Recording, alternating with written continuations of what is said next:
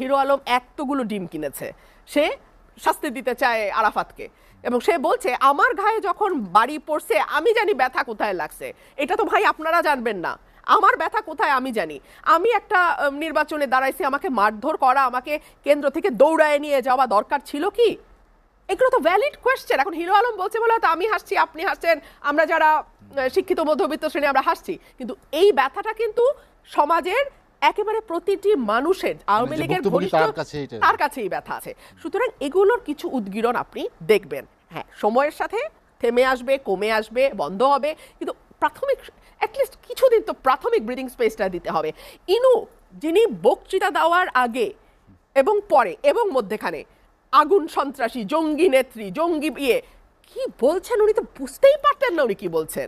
একটা মন্ত্রিত্বের লোভে, একটা সংসদে যাওয়ার লোভে, নিজের ওয়াইফকে সংরক্ষিত আসনে দেওয়ার লোভে ওনারা কোথায় নেমেছে